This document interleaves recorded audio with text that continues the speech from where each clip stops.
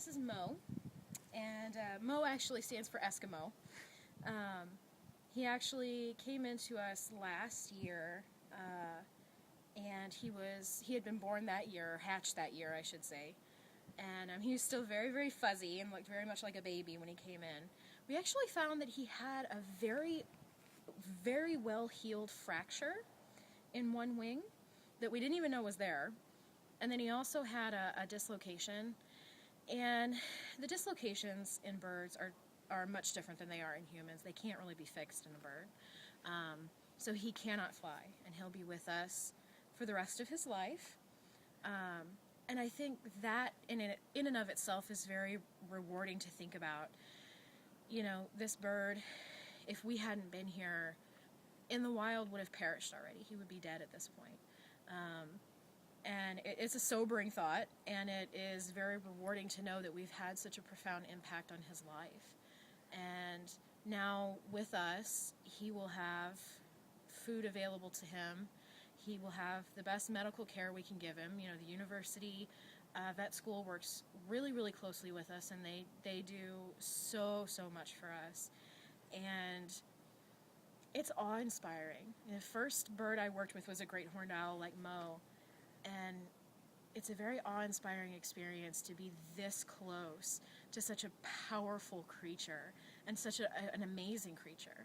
And you know, you can see those big, beautiful yellow eyes. Having those yellow eyes stare into yours is just, it's amazing. There's no words to describe how wonderful that is, and as wonderful as it is to see them fly away and to see them start their life again when we're successful in rehab. That joy, that is a very big part and a very big plus to what we do. The other joy that I really, really, really love getting to do is then taking these birds that wouldn't have a life without us and taking them to schools and to fairs and festivals and that kind of thing, and seeing the joy on little kids' faces when they run, oh my gosh, it's an owl, and they're oohing and awing, and they're so inspired because we have this animal with us. The looks on their faces, the joy and the wonder on their faces, and being able to teach them. There are so many people these days that don't know about the world around them, and it's really sad, because this is what's all around us, and that's pretty cool.